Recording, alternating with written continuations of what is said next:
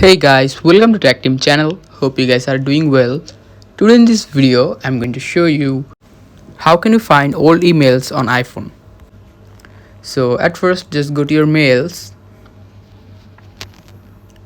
Now in the mails, there is a search bar in the top. Click on it.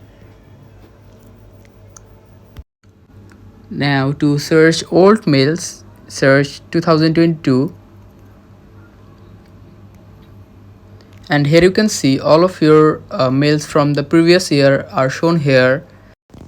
You can just search the exact year or month in the search bar and it will be shown in front of you like 2022 and 2021.